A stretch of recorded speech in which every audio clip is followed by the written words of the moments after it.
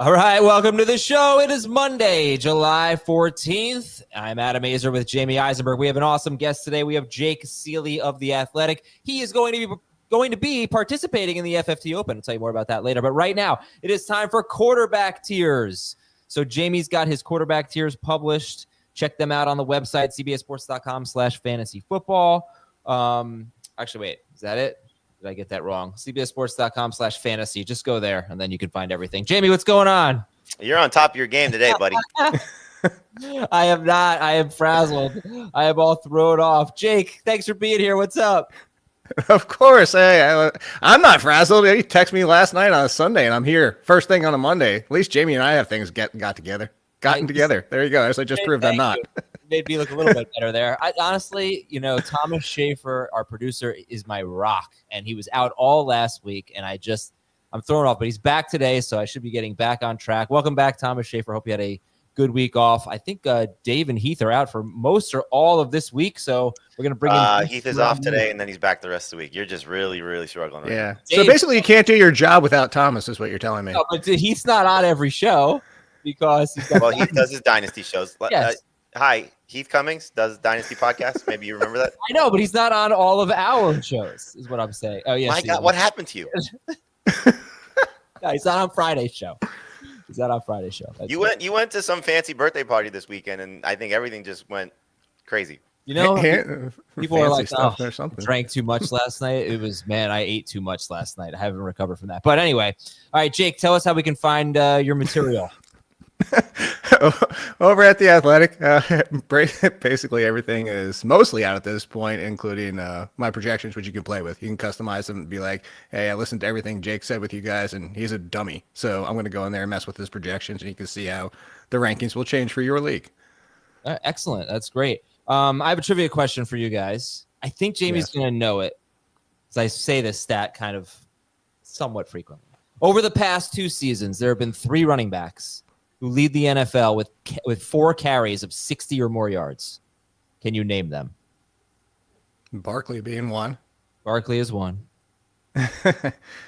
Kenneth Walker, 2? No.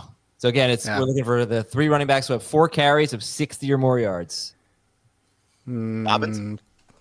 No, not enough carries. Cook? No. The guy who leads the NFL in carries over the last 2 years. Derrick Henry. Derrick Henry. Saquon Barkley. No, he already said Ken Walker. Man, what was with you today? You're off today. And the third one is relevant. Still Mostert somehow? Jerome Ford. Ford. A little bit more than half of the carries that Henry and Saquon Barkley have had over the last 2 years. Henry and Saquon, they are the two. Actually, they lead the NFL in carries over the last 2 years. Ford, not even close. But Jerome Ford's got this thing where he'll just rip off a 60-yard run every now and then. We'll talk about him. Let's do it right now. Let's go to our news and notes, then we'll get into the quarterback tiers. So Quinshon Judkins, Cleveland's rookie running back, was arrested on a domestic violence and battery charge. Okay, so I can just tell you that over the weekend, I had my Scott Fishbowl draft. It's still going. It's ongoing. We're in round 12 out of 22. But in round 11, both Dylan Sampson and Jerome Ford were picked. Sampson was the first pick of round 11, and then I took Jerome Ford with the third pick of round 11. The next running back off the board was Javonte Williams, so maybe I regret that. But I wanted to get Javonte was so far down in the rankings, I thought maybe there was a chance to come back to me. But Jerome Ford, it's a 0.5 point per carry. It's 2.5 points per catch. But Jamie, if you were drafting today, how would you treat the Browns running backs? I mean, we still don't know all the situation that's happening with Judkins, so he still would be the first one that I would draft. I do think that if he's going to miss any time, so suspension or whatever happens with this thing, that benefits Ford. I think if they're all available come week 1, then I would take Sampson over Ford second. I think Ford's only going to really benefit if Judkins or Sampson miss significant time. I think he's going to have opportunities to play clearly, but his upside is significantly capped if both rookies are available. So it's almost like Judkins and Sampson are on one side of the equation and Ford's on the other. And so it's like Anybody misses time, Ford steps up. Anybody, if they're healthy. So, we had this discussion, Adam, when you were saying something about the way I drafted I took Judkins in that draft, and then I took Sampson. You said you would have taken Ford. Yeah. I just think that Ford is more of like a break glass in case of emergency guy, and they're going to try and get Judkins and Sampson opportunities to be their primary top 2 running backs. Yeah, that draft obviously was before the arrest. Jake, how do you see the Browns' backfield right now? Yeah, similarly, we still have to wait and see. I mean, it could be as small as a game or two. It could be 6, 8 plus. We're speculating. We have no idea right now. But I agree with Jamie in the one aspect of like, if you're looking for the lead, like what would be the lead of that backfield, it's Judkins or Ford, not really Sampson. But what I agree with Jamie here is that means that Sampson is involved no matter what. I think Sampson's kind of a Justice Hill, smaller Rashad White type of complementary piece that he's going to be out there with somebody, even if it's like Jalen Warren, where it's 45% of the touches, but there's somebody else with him that if Sampson's out there and there is no Judkins, then we're interested in Ford. But if Judkins is out there at all, I think Ford is the backup plan for Judkins, as Jamie said. And we got a comment in the chat, which we talked about last week when the report came out, that one of the outlets in Cleveland said Ford is the starter. Yes. That could absolutely be the case no matter what happens with Judkins. When they open camp, Ford may be the guy who gets the first carry with the starters. Makes total sense. But eventually I think he's going to get not completely phased out, but phased out. Yeah, and it's usually what happens with rookie running backs, unless they're drafted in the first half of the first round. Week 1 is typically not when they become the starter, but it doesn't take very long. The report was not that Jerome Ford is the starter. It was just the writer speculating Jerome Ford likely to be the starter in training camp, maybe even the first week or two of the season. I do think, though, in dynasty leagues, if you can get Jerome Ford cheap, his price tag went up now because of the Judkins things, but you should be trying to acquire Jerome Ford if you can, because there's a very clear path now to him being the starter early in the season. And I would say, like in redraft, the way I was approaching this before this whole situation came out, and I think you'll agree, I don't want to put words in your mouth, Jamie, but it was basically like, it probably will be more of a committee than we like to see to start the season. And even if Judkins is a lead, maybe everybody's involved, and that like you let somebody else draft Judkins in the 5th, 6th round, get frustrated and go after him in week 3, because it's going to probably take a few weeks. That's been their MO. I mean, Stefanski's used multiple backs. As great as Nick Chubb was, there was Kareem Hunt there still taking work away. It just was, that's why Nick Chubb was so special. He was able to be so accomplished with, coming off the field more than we liked. Yeah, well, in 5 seasons with Kevin Stefanski, the Browns have ranked 2nd, 3rd, 3rd, 3rd, and 32nd in running back carries. So they usually, when they have a good running game, they usually run the ball a lot. They've tried to transition to a little bit more of a passing team, but last year just nothing was working for them. Well, it fell apart week 2 of the 2023 season. Yes. Next news item, the Bears signed GM Ryan Poles to a 3-year extension. Cool. San Francisco running back Kyle Juszczyk, their fullback, he said Christian McCaffrey looks incredible. He looks so healthy. He looks so explosive. Jake, where is Christian McCaffrey in your rankings? Back half of the first round. If I'm at the 10th pick, maybe even 9th, I'm strongly considering it. I referenced the projections I was talking about earlier, and I even gave him 90% of the workload from 2 years ago, which was also he was on the same workload pace last year before he got hurt that he was from the previous season. So even 90%, and he's still number 1 by a sizable gap because he's Christian McCaffrey on the 49ers. So I bring up the 90% to say that like it would take 75-80% Christian McCaffrey to not be the number 1 running back if, of course, he plays 16, 17 games. But 16 games, that's why the risk is associated with him not being a top 3, 4 running back half of the first round, is because now we're baking in some of that risk where we weren't last year with the first pick. All right, Jamie, let me talk to you. Let's talk about Juwan Jennings here. It's Adam Schefter tweeting that Juwan Jennings wants a new contract or a trade. A little bit of a wild offseason for the 49ers. So your thoughts on this? I mean, we got to see how it plays out. I think the report said he's going to follow Ayuk's path and be a hold-in. So he's going to report and then just not take part in any activities. And if you recall, he was maybe setting this up. Who knows? I don't want to speculate on injuries, but that he missed either OTAs or minicamp, one of the two, with a calf injury. So, is he actually hurt, or is he just, I can't get out there because I'm waiting for something to happen? And so we'll see how this plays out. I doubt the 49ers move on from him. They very much need him with Brandon Ayuk not being expected to start the season because of the knee injury. So will they maybe give him a boost in salary? You know, the Schefter story that came out was the Jonnu Smith situation because it's very similar. And Smith got a 1-year, $12 million extension with the Steelers. You know, did the 49ers, you know, just rework Jennings' deal and give him some added money? He's expected to make $7.5 million this year. So you could see something like that easily happening. But I mean, we've talked about this a lot. I don't know where Jake feels or comes out on this, but like Pearsall and Jennings to me were very close to begin with because, you know, Jennings has been sort of their third guy, their fourth guy. You know, he did very well last year in certain spots when he got the chance to shine. We all remember that week 3 game when there was no Debo or Kittle and he destroyed the Rams. But he's been sort of their just, you know, backup plan for many years. And then the way that Pearsall finished the season and obviously the investment and the capital that they spent to draft him, this is easy to move Pearsall ahead of Jennings now for me. All right. Just a few more news items. I want to get to the QB tiers. Someone said in the chat, can you guys talk about all the second-round picks that are unsigned? Yeah, very few have signed right now. One of them, Trey Harris, Chargers rookie wide receiver. He did not report to training camp. I think was he a third-round pick? He may have been a third-round pick, but he did not report to training camp. They're the first team to report to training camp. Second-round pick. The Chargers, the first team to report to training camp, they're rookies. So this week you're going to get some teams with rookies reporting. In fact, a lot of teams open up rookie training camp tomorrow, but the Chargers did it on the 12th, and Trey Harris is not there. I don't really know what to make of it. It's just most second-round picks haven't signed. It'll happen. The biggest one, obviously, is Judkins because true. Now that he's dealing with this situation, like how much are the Browns concerned about this, and do they try to maybe get out of it? Jalen Waddle's working on his hand-eye coordination. He said he was trying to move without the ball too much. And let's see, Jacob Robinson of The Athletic says expect an offense-heavy start for Travis Hunter. Which quarterback tier, Jamie, do you usually find yourself drafting from? The tier of Mayfield, Nix, and Dak. That would be tier 3. And the one after it with Fields, Kyler, and Caleb.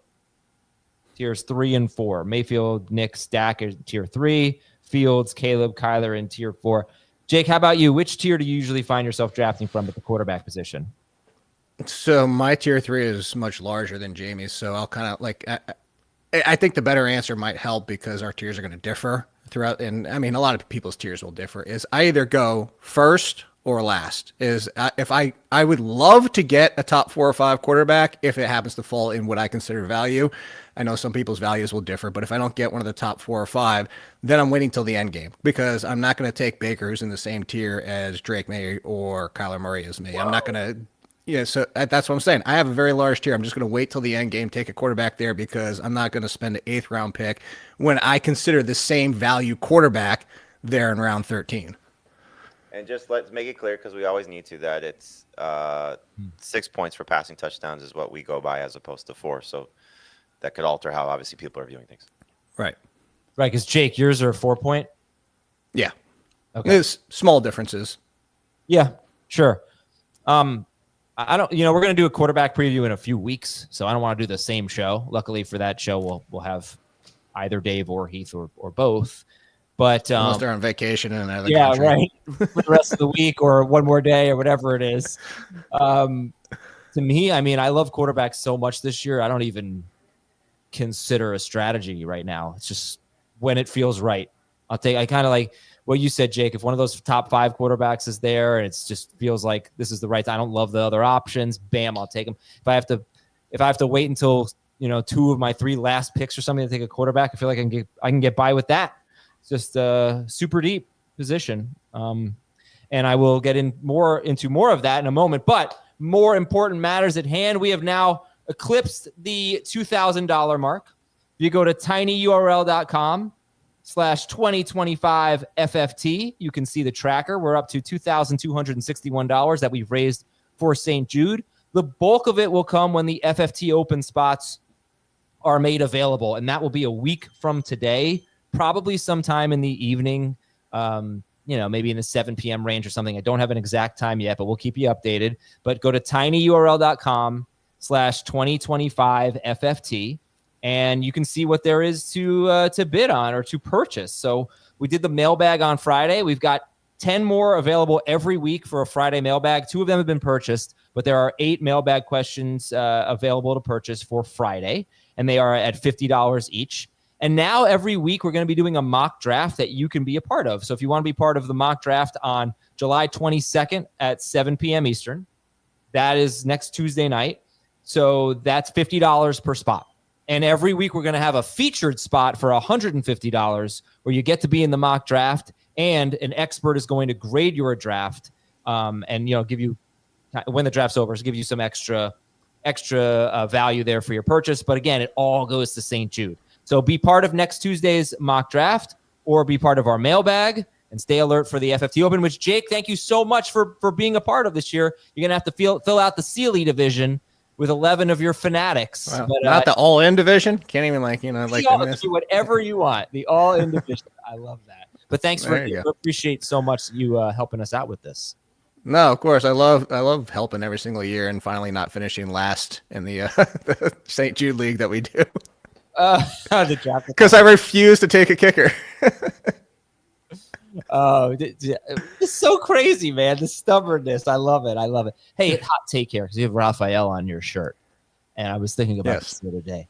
Every kid's favorite Ninja Turtle is Raphael, right? I mean, it's got to be a solid. I actually don't think so. 80%. Oh, I would totally disagree with that. Really? I think it's Leonardo. Of course it's Leonardo. Leonardo? Yeah. What? Yeah. A goober. There's nothing. Or Michelangelo. All right, we're doing a Twitter poll here. I'm just going to say. I'm genuinely curious. The reason, I liked Raphael because he's kind of ornery and sarcastic and that kind of humor, which was coming from my family up north. And I actually got stuck with it anyway. I wasn't even allowed to choose when we were playing the arcade game. Well, you are Raphael. He actually has the worst weapons in the game because you got to get so close.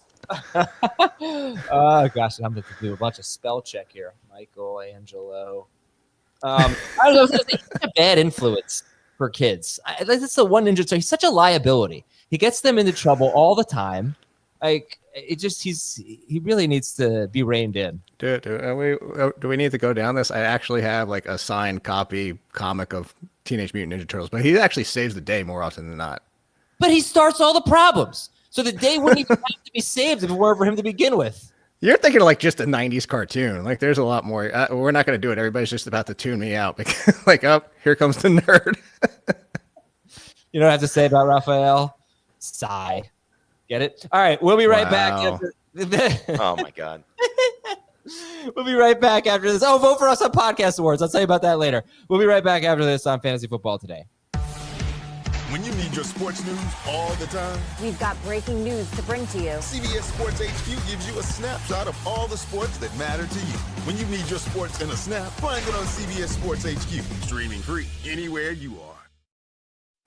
Okay, welcome back. Tier 1 has 5 quarterbacks in it. Jamie, you went with Jackson, Allen, Daniels, Burrow, Hurts in Tier 1. And then Tier 2 has 1 lonely quarterback, Patrick Mahomes. Why did you decide to make all 5 quarterbacks, Jackson, Allen, Daniels, Burrow, Hurts, in one tier?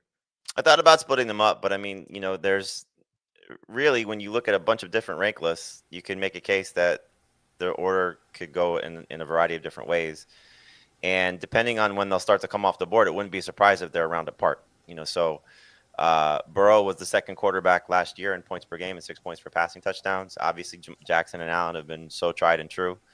Daniels is coming off an amazing season. Looking at Heath's rankings, he has him first.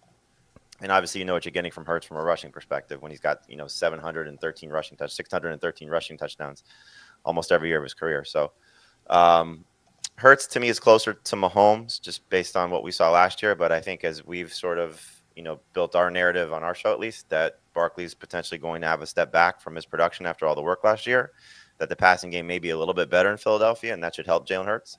So I think all of them are clearly worth drafting I think all of them are clearly worth being viewed as the potential QB1 this year based on how things can go.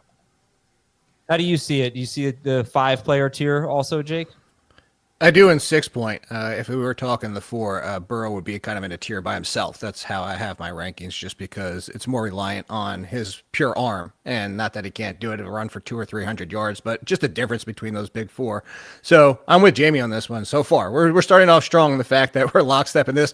Honestly, I think you can make an argument that Lamar Jackson could almost be in a tier of his own. Like I know that they could all finish number 1, but I mean, even if Lamar Jackson only threw for 32 touchdowns next year, he would still far away be the number 1, whether it's 4 or 6 points. So I think there's a case for that, but I do have the same 5. Burrow actually leaps Jalen Hurts if I switch my projections from 4 to 6. So that's why I'm with him on this. Actually, I think our order is almost exactly the same, Jamie. I go Daniels, Allen outside of the other 3.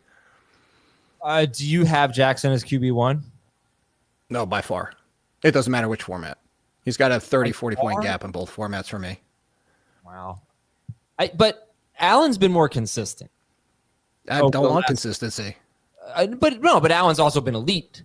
Jackson's had the 2 seasons where he's hit 30 fantasy points per game and 6 point per passing touchdown leagues. I don't think Allen's ever gotten quite there. I think he's been close. Right. But I think each of the 3 previous years, Allen's been better than Jackson. Like 2024 by like a point, like a point per game. Like if I'm going to nitpick between points per game, it comes down, and this is I'm kind of leading this out because it's going to come into some of the other discussions we have later with other quarterbacks. Point per game means nothing to me. If you can make that gap 3 or 4 points per game, I'm going to take that chance. As in, again, why I'm going to be talking about some of the risks I would take at quarterback later versus somebody that I just know is consistent. Like I probably would never have even a healthy 2 on my team. I just don't see him getting inside the top 10. Like that's kind of my point here. Is like I don't really care that you're consistent when we're talking about the same tier. If I'm in a tier, I'm going to take the guy who I think could jump out of that tier, if that makes sense. Yeah, it does. I would say it's been more like I think kind of like a 3-point gap between. So here's the problem with Lamar Jackson. In 2022 and 2023, he left 2 games mega early, scored almost no fantasy points, and it brought down his points per game.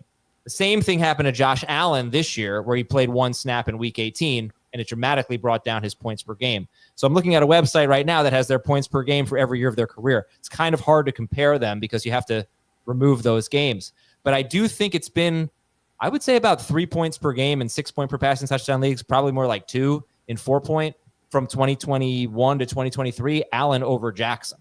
So like the heights of Lamar Jackson are definitely better than the heights of Josh Allen. But Josh Allen, was I think a clear number 1 guy over Jackson before. If we were having this conversation a year ago, coming off the year before, like was I think a different collection of talent too. So this is also pre Derrick Henry, which basically the tide rises all boats type of situation. I'm curious what Jamie honestly thinks. Like you get what I'm saying. Like I'm not going to say you're stupid to have Josh Allen number 1, but like I just think if I'm going in this tier, if I'm grabbing a quarterback, I would go after Lamar Jackson before any of the other 4, even a second.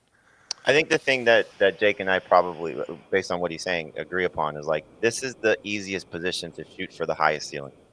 And so like if you and you can make a case for either one. I mean, they're so awesome. Jackson just feels like with the coordinator change and the ability to throw the ball a little bit more in there, you think about like the last 3 years, for example, like they bring in Zay Flowers, draft Zay Flowers. They bring in DeAndre Hopkins. They're talking about giving Isaiah likely a little bit more of a role, which I think is a little bit of a boost from a player standpoint at this point compared to Andrews. But Andrews still going to be such a good end zone target for him. Like there's so many options here for him to continue to be successful.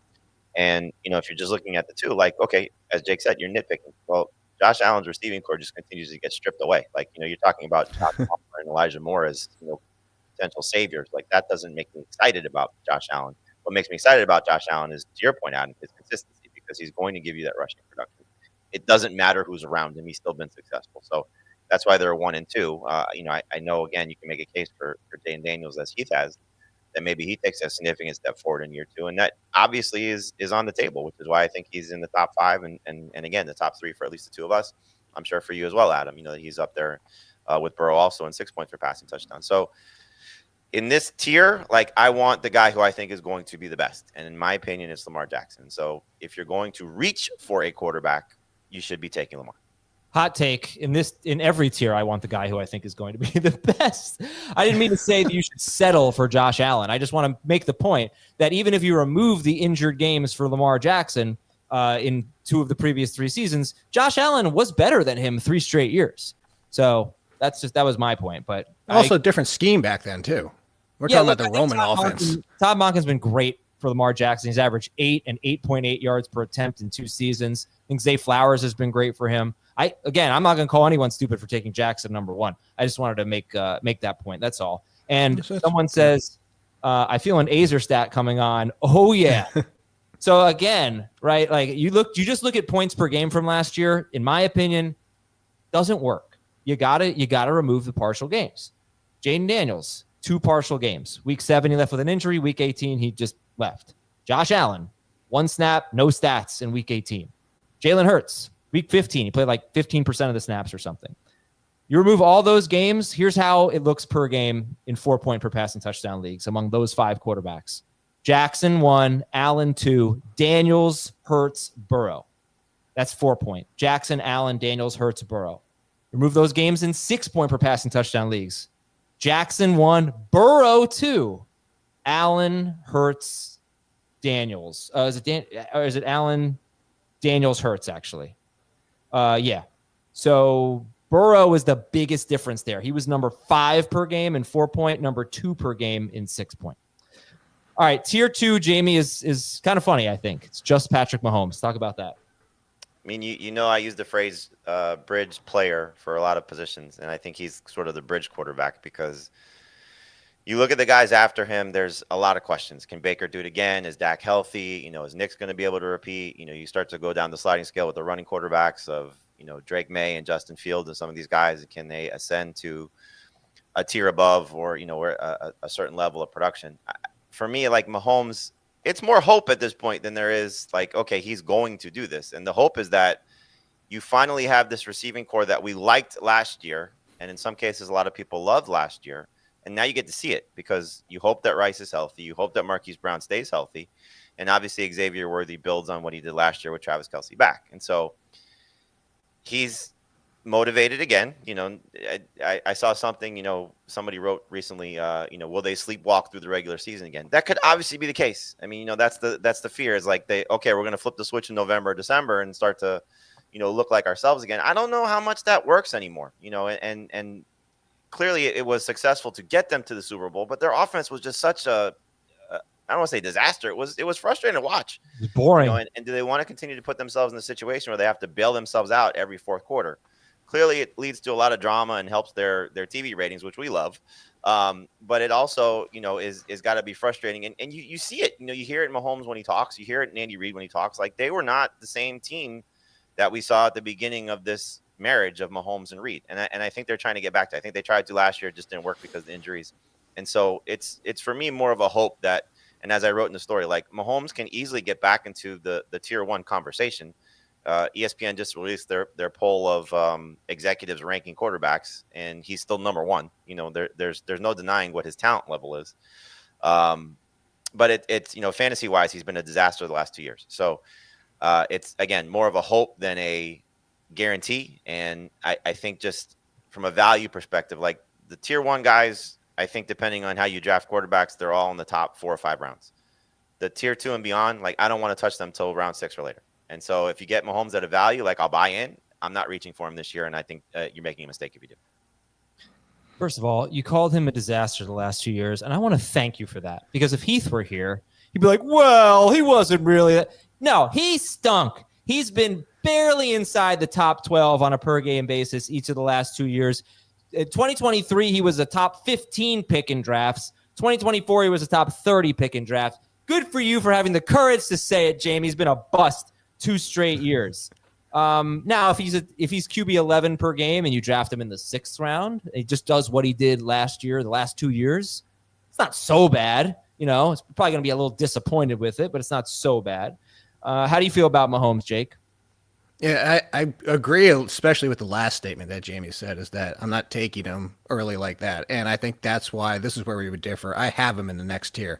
I have a next tier with a whole bunch of other names, basically because I think at this point of who the Chiefs are, his ceiling is maybe 5th or 6th, like behind that tier still. Like, I don't know if he gets back there. I just don't know if they need him to, mostly because of also a little bit different offense that they run now, especially with the aging Travis Kelce. And I know having Rashee Rice back for this season will help, but it's also changed in a bit. And maybe this backfield just ends up completely being a waste, and Pacheco's never back to himself, and they do end up having to pass more. But even so, I keep comparing it to like the Golden State Warriors, the height of their runs is like, yeah, we're just going to get to the playoffs.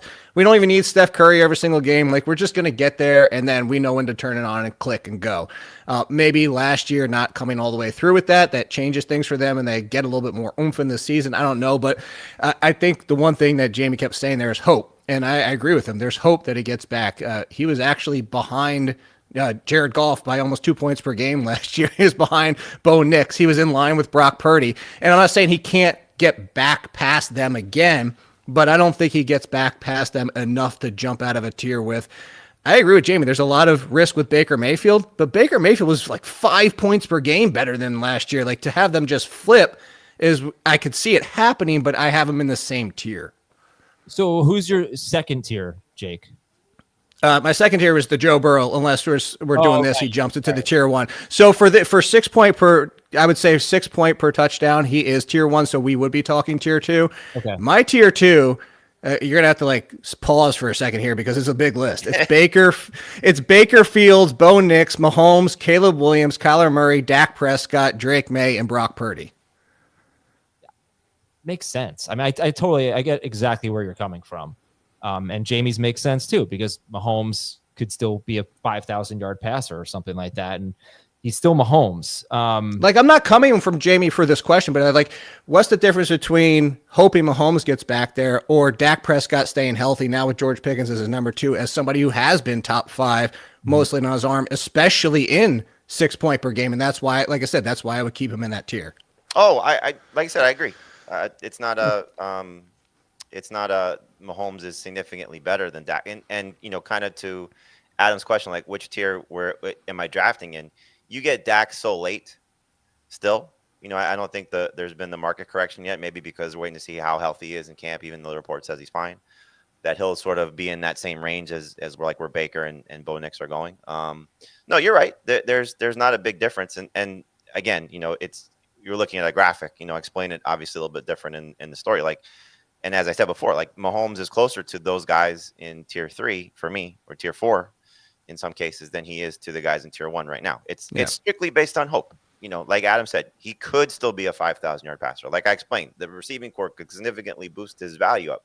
But I think if anybody's looking at it and saying, okay, Mahomes, just because of how he is as an NFL quarterback, like, they don't match up anymore. I think that's where Heath's argument still comes in. Like, they just, the production does not match the fantasy production, so he will win games. He will save teams. He said this last year. It's still applicable. You tell me right now, Patrick Mahomes has to go get a touchdown in the fourth quarter unless he's playing the best of the best. He's going to go get it. Yeah. He just don't do that for 4 quarters. By the way, yep. Prescott right now, he is QB 9 in CBS ADP. That's not a ton of drafts yet. Fantasy Pros, he's QB 13. He's going 111th.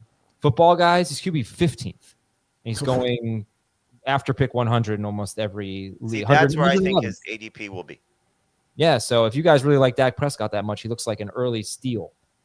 All right, so that's tiers 1 and 2 with Mahomes by himself for Jamie in tier 2.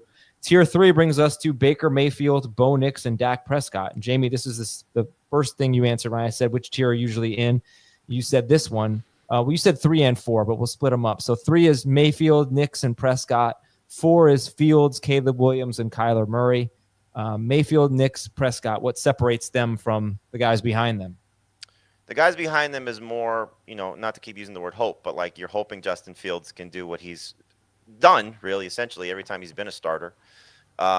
Caleb is the hope that Ben Johnson and the offensive line improvements help him take a step forward. And Kyler, just the hope that he kind of gets back to what he was a little earlier in his career.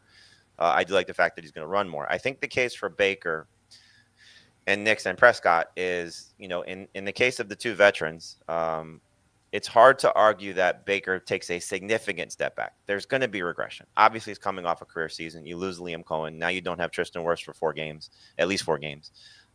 There's reason to be concerned. But then you look at Godwin back and hopefully healthy, and the addition of Ibuka, and a team I think that has shown, especially with Jason Light there, the general manager, even Todd Bowles, depending on how you feel about him, like they've cycled through now 3 offensive coordinators. You hope that this guy is now going to continue to be at least something similar to what the last 2 have been, where Baker has performed at a high level. You're hoping that Mike Evans stays healthy. You're hoping that Godwin again healthy. Like, there's just so much to like about Baker's situation. Now, granted, the fumbles were a problem. I think he's going to have more turnovers this year. Will he run as much and have as much success running? That's a concern. But, when you start to stack them up, and again, format absolutely matters here, because we're talking 4 points. Justin Fields is a tier above. Kyler Murray's probably a tier above. And the running production that you get from them, and even Drake May, pushes those guys up. But in 6 points, I think to overlook Baker having another 40 touchdown season and maybe close to 4,500 yards, I can't see it not happening if, sort of, I don't want to say everything's perfect, but, there's clearly the opportunity for him to be 4,035, and that's hard to overlook. Or, yeah, 4,000. So I'm glad you said 4,000. I was just kind of looking this morning. 4,000 passing yards in a 17-game season. How good is that? It's good. It's going to be something like 11th. If you look at just the amount of quarterbacks who average that many passing yards per game, which would be a pace of 4,000, it's good. When you start getting to like 4,200, 4,300 yards, then we're talking big stuff here, which obviously Baker Mayfield can do. He threw for 4,500 yards in 17 games last year. And he also finished 2023 really strong. In his last 7 games, including the playoffs, he averaged 24.9 fantasy points per game in 6-point per passing touchdown leagues. That is awesome. I mean, that's going to be top 3 or 4 most years. And then in 2024, how many did he average that year? Like even more than that. Baker Mayfield, 26.2. So basically since they got Chris Godwin going in the latter half of 2023, Baker Mayfield's been amazing. I think one thing that we talk about a lot, I don't think we bring up the other side of this. Like we continue to praise Baker. Oh my God, he managed through those 4 games without Mike Evans when Chris Godwin was out. Imagine if he had those guys. Yeah, well, one thing they did in those games though is they found their run game. They became a little run. But I'm just talking about him. Like, yeah, he right. was sort of living, again, 6 points. He was living in that 20-point per game range because Cade Otton was having a great stretch, and he was running the ball well. He got a couple of rushing touchdowns during that stretch. Imagine if Chris Godwin stayed healthy. Yeah. And Evans did not miss those 4 games. Now, granted, it's going to happen. Every quarterback, I'm sure, has. We just got finished talking about Mahomes losing, Rashee Rice and Marquise Brown for the majority of the season. Like, every quarterback's going to have their issues. But, he was playing so well. Those guys, Godwin for the season, Evans for 4 games. Now, again, you could say Jalen McMillan sort of stepped in and gave you that production at the end of the year. Okay, fine. But, the way that those 2 guys were playing, we may have seen a 5,000-yard season for Baker. All right, I just want to take a break. Got to take a break. I'm going to throw it to Jake to talk about Mayfield, Knicks, and Dak, and anyone else in his giant tier. And we'll be right back on Fantasy Football Today. Critics agree Landman is a hit. We roll the dice one last time. Men die. Oil companies don't.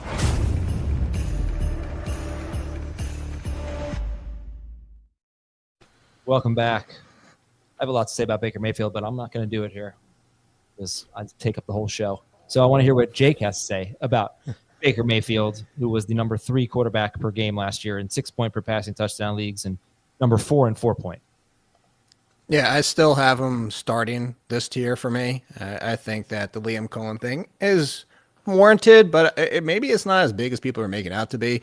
Part of what Jamie says, this is somebody who's been dealing with multiple offensive coordinators and every time kind of comes through checking the box since he made his career change back to being good. And I think most of the coaches, like the new offensive coordinator is promoted within. Like he's stepping up from being underneath Cohen. I don't think you're going to see a lot of changes. And of course, Bowles with the extension, this coaching staff is pretty much intact except for Cohen.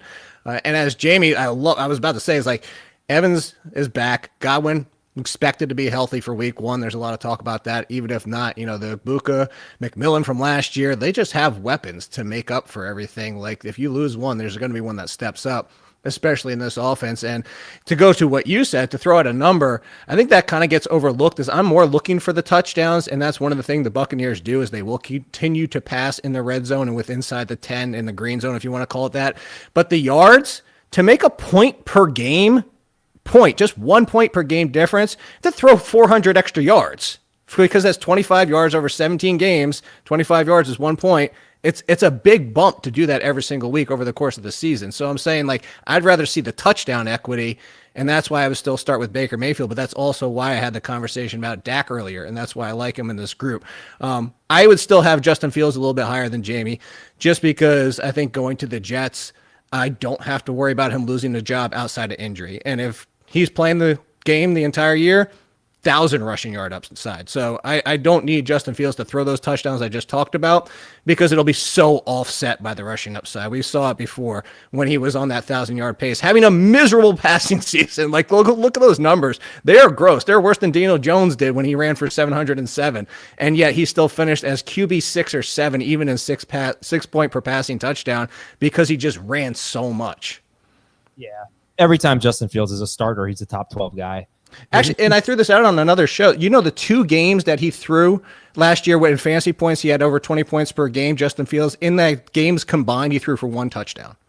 His 2 biggest games was 1 total touchdown passing. My beef with Fields is that it is so inconsistent. He is going to drive you crazy, because he could have 3 weeks in a row where he struggles and you're going, man, do I start Justin Fields at this point? And then he goes for 40 points. You know, it's like, you have to stick with him. You have to stick with him. He has QB1 upside on a week-to-week basis, but he's just a little bit inconsistent. You're not wrong about that. If you draft Fields, this goes back to Deshaun Jackson back in the day. If you draft him, you keep him in your lineup because you can't predict the good and the bad. It's not like Deshaun Jackson only went off against bad defenses. It was he could go up against the worst possible matchup he could find, and he still goes off, but then he doesn't show up against the miserable Giants. Same thing with Fields. It'd be like, oh my gosh, they're facing the Panthers defense, and he does nothing, and then he goes out there and tortures the Chiefs or something. Right. He can run on anyone, right? So yeah. Jamie, you got Mayfield, Nix, and Prescott in tier 3. Fields, Caleb Williams, and Kyler Murray in tier 4. Jake, do you see any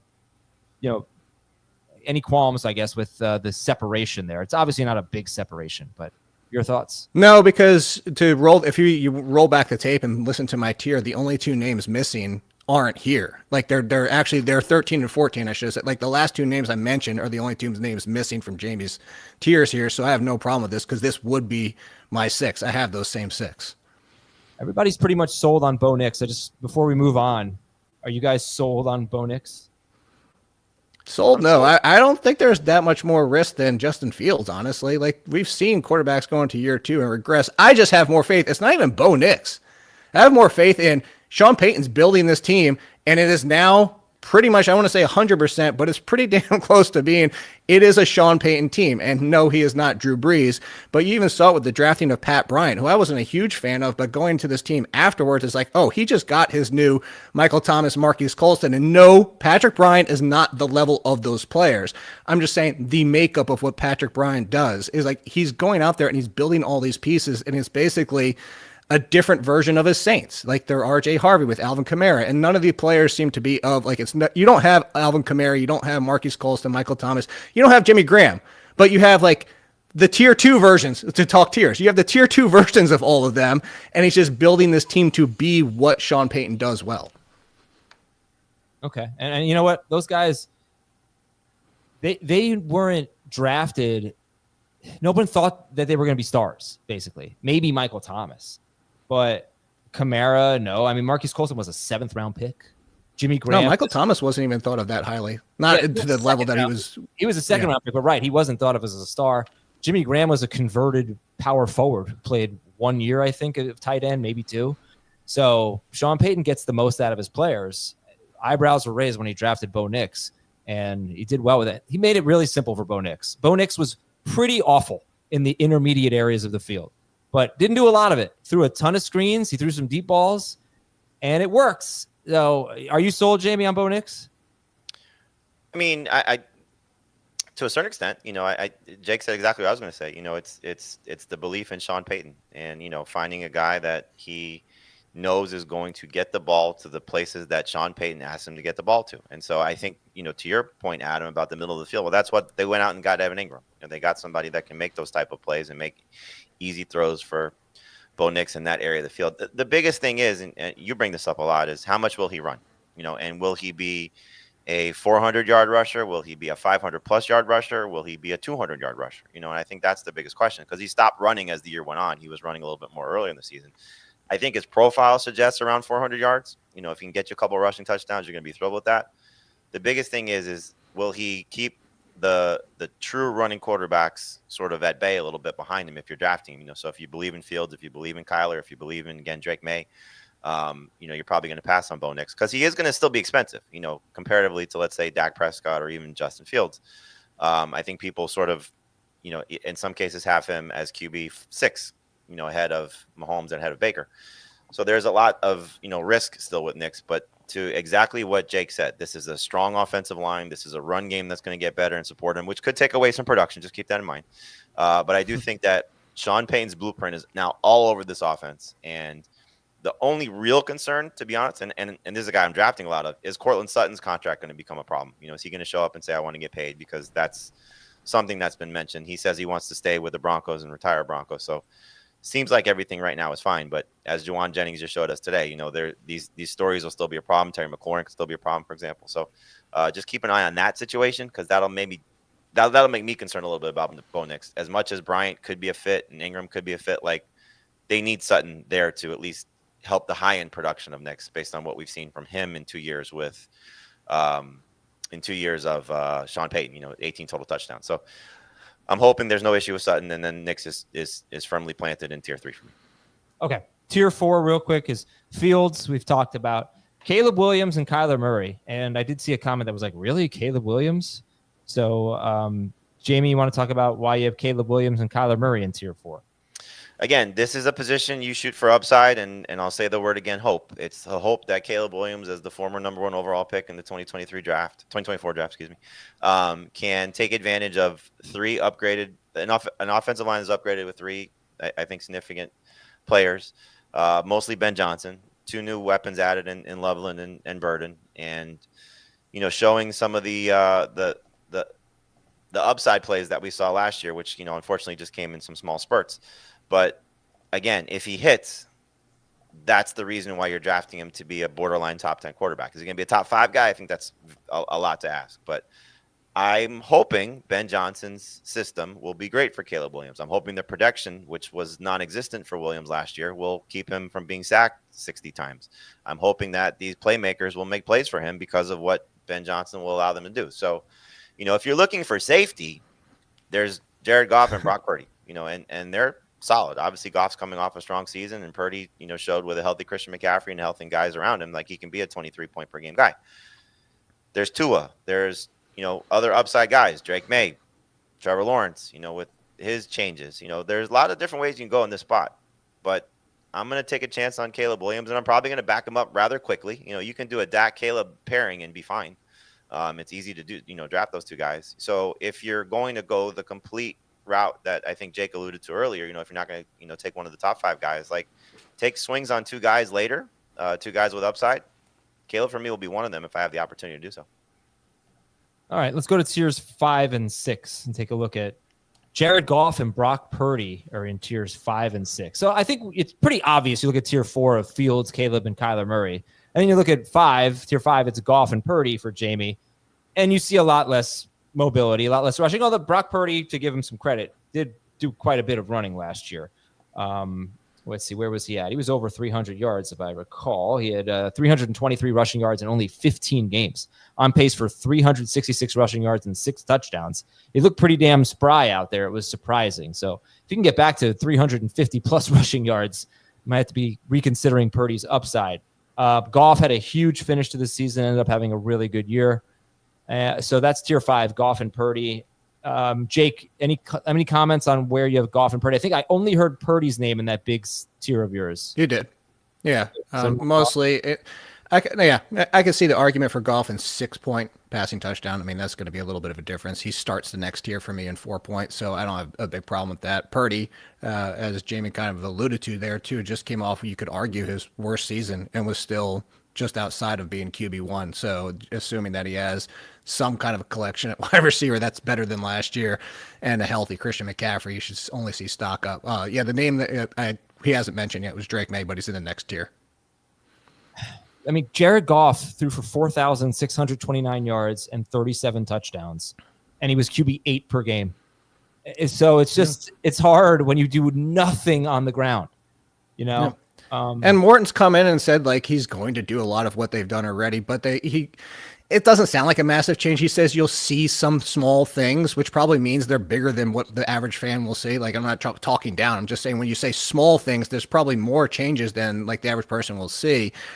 Just does that mean more of a lean on the backfield with Gibbs and Montgomery? Does it mean maybe Goff takes a hiccup in his early season? Because you go back to another pocket passer, and I'm not saying Eli Manning for fantasy purposes is Jared Goff. I'm just Eli Manning, when they had offensive coordinator change that one year, was even talking like this is big to change the playbook. And it took him 6 to 8 games to really get comfortable. And then you saw him better in the second half. Again, I'm not worried that it's going to be that effect for Goff, but just what if it's a little bit of a hiccup? And that's why I think the risk is you got to inflate some of that when it's all on the arm.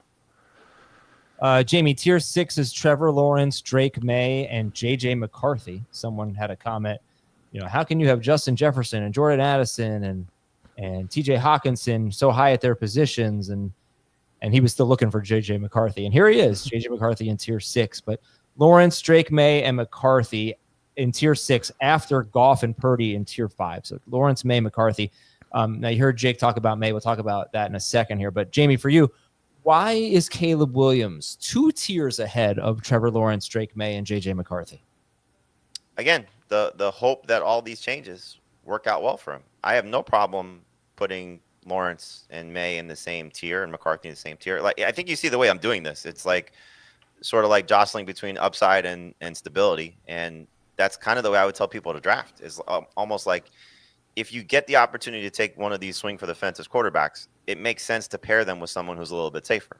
So you'll see in tier 7 and beyond, like there's, sort of like this back and forth of how, to sort of view it. But I think in the case of Caleb, it's more of if he hits, I think his ceiling is higher. I mean, again, you look at what Ben Johnson just did with a non-mobile quarterback, and I'm not saying that Caleb Williams is the most mobile quarterback, but he now has the opportunity to do a bunch of different things with a guy that can use his legs. Jared Goff, there was no way he was going to do that, So I think that's the fun of what Caleb Williams can be in this offense. And so, look, the history of Bears quarterbacks is terrible. They haven't had a 4,000-yard passer. You're asking 2 rookies who are both dealing with injuries coming into camp. There was a report that Loveland's shoulder's better, but you have 2 rookies that I think a lot of people are counting on to be significant playmakers. I know I am not, discounting them, hoping that they're going to come in and be, big time contributors. You don't draft a tight end with the 10th overall pick and not expect him to play right away.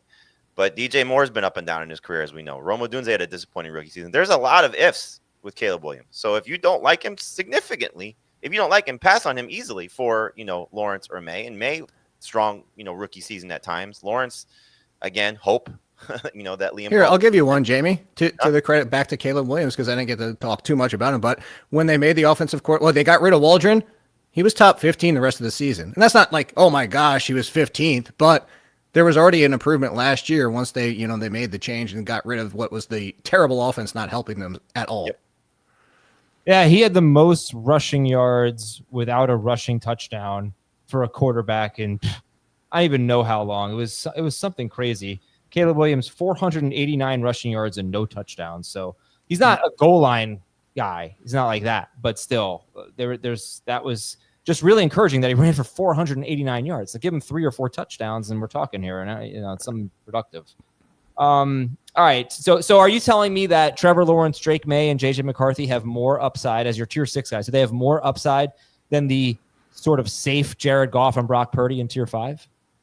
In a lot of cases, yes. I think it's easy to look at the more mobile guys. I don't know what McCarthy is going to be, but as having more upside, and especially in 4-point. In 6-point, I mean, 4-point Drake May would be 2 tiers up. That's where I have him.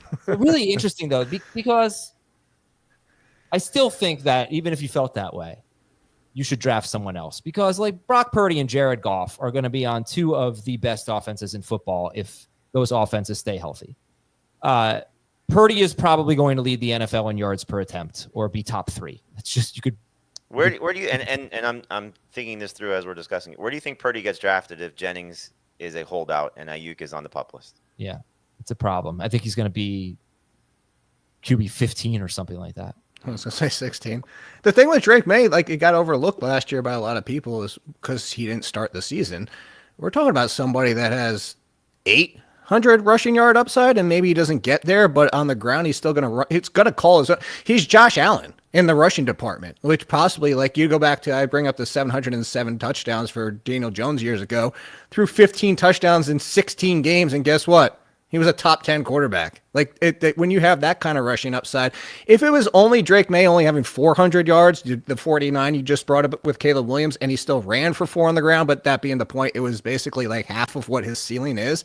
His ceiling is 800 to 900 rushing yards, where even if Stephon Diggs is not Stephon Diggs or even out there to start the season, even if Kyle Williams doesn't show up in his rookie season, even if it's the same mess that he had at wide receiver last year, a full season of him running just gives you such a floor that, hey, if something clicks offensively, as Jamie's talking about this shoot for upside, I talked about at the beginning, shoot for upside, he just has to be a mid-level capable quarterback, and he's going to be a QB1.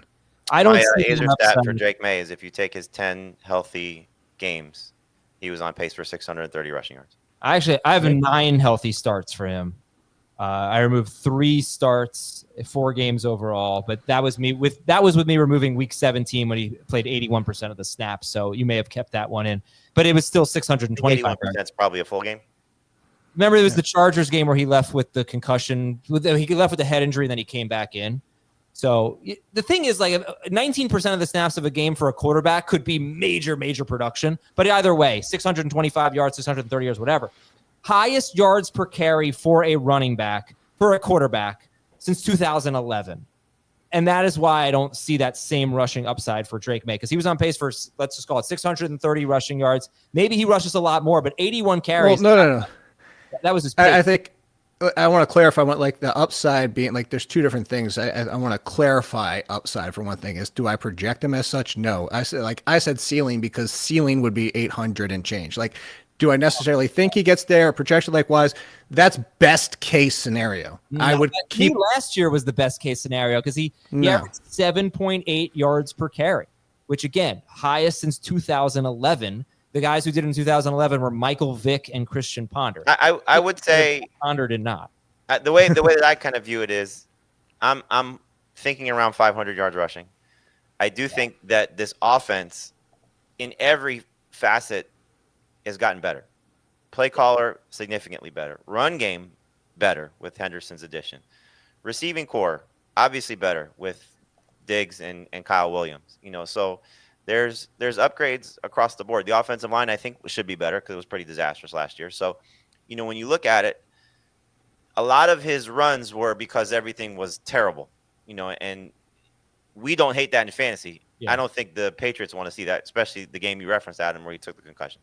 So is he going to run as much without design runs? That remains to be seen. Josh McDaniels doesn't necessarily have a history of having running quarterbacks, based on his track record. But there's still a lot to like about what Drake May profiles as. And I think Jake's comp is, like a lesser version of Josh Allen. He can get you a lot of rushing touchdowns if the offense is better and in those positions. And so, we could be looking at 507, I think the 707 that you referenced with Daniel Jones is there. He can do that. But I also think he's going to take a step forward as a passer. So can he be in that 22, 23 point per game range? Absolutely. To me, Drake May is one of the best values on draft day. Right. No, I there's a lot to like about him. Turnover prone last year, turnover prone in college. So that's what I'm keeping an eye on. But I'm just saying, it's easy to be seduced by the upside of a guy like Drake May and to overlook, man, Jared Goff and Brock Purdy are really good. They're the starters for the Lions and the 49ers. These teams will be among the NFL leaders in touchdowns. And Purdy ran for 350 yards last year. He was on pace for 360 rushing yards, whatever it was. Can't make that case for Goff. But it's an interesting decision. It's just an interesting decision to make. Take and both of them. I'm not going to tell you what. Yeah, sure, exactly. I'm not going to tell you what to make, but it's just people have different ways of looking at it. Tier 7 is interesting and probably better. Not probably. Certainly better Tier 7 in a 6-point per passing touchdown league, where these guys might all be really underrated. And they're Tua Tagovailoa, Justin Herbert, Jordan Love, CJ Stroud, and Matthew Stafford. In a 4-point per passing touchdown league, Herbert will get you some rushing yards. Stroud might get you around 200. Tua and Stafford are giving you almost nothing. Jordan Love is interesting because I think he can be solid with his legs, nothing special. But he sprained his MCL in week 1. He hurt his groin, I think, later in the year against Jacksonville. He was playing hurt, so his rushing totals completely sunk. I think he's one of the most underrated players in fantasy this year, Jordan Love. But tier 7 does feel kind of like a 6-point per passing touchdown tier, Jamie. Tua Tagovailoa, Justin Herbert, Jordan Love, CJ Stroud, Matthew Stafford. Again, Jake said it at the beginning of the show. I think we're all in agreement. It's such a deep position. Like, you don't have to reach for one of the top 5 guys. And who, to me, the biggest mysteries to some extent, who is Jordan Love in the Packers this year, and who is CJ Stroud in the Texans? Because 2023, we saw Jordan Love throw the ball all over the place and was healthy. 2024, we saw him injured, and they get Josh Jacobs in their 3rd worst in pass attempts. CJ Stroud had one of the best rookie seasons we've seen in the last 10 years, and then everything falls apart, and he looks like a disaster. And I think there was one offensive line ranking that came out this weekend that has the Texans the worst. So, which version of these 2 guys are we getting? And Tua, I mean, look, 2023 leads the NFL in passing yards. 2024 misses 6 games back to having injury concerns. Justin Herbert, strong finish. How much of the foot injury was a problem early in the season? And they add 2 running backs that could significantly go back to being what a Greg Roman offense wants to look like. And Matthew Stafford's collecting AARP and Social Security at this point. So, this is, to me, a very safe tier. Still has some upside. Can't argue that there's not upside there. But I like the guys in tier 6 for their upside potential. And again, if you want to wait in the position, I have no problem. Give me Trevor Lawrence and Jordan Love to start my team, and I'll make it work. Yep. Yeah. I think that's the difference between tier 7 and then tier 8. I don't think Jamie's going to tell you in a 12-team league, hey, make Michael Penix and Anthony Richardson or Bryce Young or Cam Ward your starting quarterback and you're fine, right? This is the end of that discussion of I waited really long and these guys are my starting quarterbacks. And by the way, the only one would be the Colts starter, because both guys are going to run. Obviously, Richardson's going to run much more, but the upside of Anthony Richardson is still, like, it's hard to overlook. As much as you may hate everything that he's done so far and been frustrating about the injuries and the poor pass attempts and all those things, like, there's still too much fantasy upside to ignore. So Richardson's a guy that could jump 2 tiers basically if things work out for him in camp and he looks like the work with Josh Allen's throwing coach and the shoulder injury are not an issue. Like, and the same for Daniel Jones to a certain extent. He's not going to go much higher than this, but he'll be in probably tier 8 if he's a starter ahead of Richardson. Jake, when you look at tier 7 for Jamie, Tua, Herbert, Love, Stroud, Stafford, who are your 2 favorites? Stroud and Love. I go to Stroud, and I brought this up when I was talking about some of the offseason changes for them, and the fact that we saw Stroud last year. It wasn't just the offensive line. There was a lot of things going wrong, including the Tank Dell injury, Stephon Diggs, and all that type of stuff. The one thing that I noted when watching Stroud last year is that the one area of success while under massive pressure all year long was when he threw to Nico Collins. And it's just, he still was a pretty, actually, mid-level passer because that was the only guy he could throw to. And this is a lot of wish casting here because we are talking about rookies and Christian Kirk stepping in. But I thought Jaden Higgins could be kind of a Marvin Jones, and then Dane Brugler at the Athletic compared to Nico Collins. And I was like, hell, you give CJ Stroud 2 Nico Collinses, and even under pressure, he should be just fine. But I say wish casting because we are talking about a rookie. His teammate Jalen Noel is going to be battling probably behind Christian Kirk to start. And I just think that if we get some type of health, yes, the offensive line doesn't look like it made that much of an improvement, even with their addition. I think that CJ Stroud is still capable enough under pressure, but similar to the golf argument that you were kind of making earlier is one, we know the offense should be better, but they're both pocket passers. They're both going to have to do most of it with their arms. So there's just a lot more risk with Stroud, but I'm willing to gamble on that. And then he even gets close to 2 years ago. And then Love, just because we could see what was the change. You brought up the injury, Jamie, but also like this is also an offense that does like to pass more than it did last year, and was last year a microcosm of that injury carrying over to everything, and Jacobs just being effective, the wide receivers getting hurt every single other week, and of course they add Golden, but maybe a healthy Love, and now even a little bit more wide receiver depth, although it seems like they have a bunch of twos and still no one, that Jordan Love does get back to. He was a top 10 quarterback for a time there. So those are my two, but I do like this tier. There's only one name that I didn't even have in here, and that's Jared Goff. But again, we talked about him earlier. Jared Goff's in this tier with me, but 6-point passing touchdown, I agree with Jamie. He would get boosted out of this tier higher. So, Jamie, compare tiers 8 and 9 for me, because tier 8 is Penix, Anthony Richardson, Bryce Young, Cam Ward. We've got a lot of unproven players. Tier 9 is the old folks. Gino, older, at least Gino, Sam Darnold. He's not that old.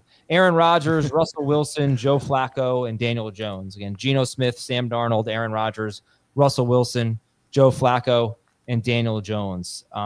What puts Penix, Richardson, Bryce Young, and Cam Ward ahead of Geno Smith, Sam Darnold, Aaron Rodgers, Russell Wilson, Joe Flacco, and Daniel Jones? Upside for the guys in tier 8, and really not much for the guys in tier 9. Again, Jones would get a little bit of a boost if he's the starter, so I would put him in tier 8 and obviously be concerned about Anthony Richardson. Look, Bryce Young finished the season very strong last year, and I think the Canales influence after he was benched and the addition of McMillan is going to be big. So plus when he had Adam Thielen back at the end of the season, so you have a very underrated and solid offensive line. You have some playmakers around him now. If McMillan can sort of be that guy that was drafted in the first round, and so you see when I'm talking about upside, he's tier 8. So it's not like I'm expecting him to come in and be a consistent fantasy producer, but super flex, 2 QB leagues, like he's a good mid-round pick, late-round pick, depending on how those guys go.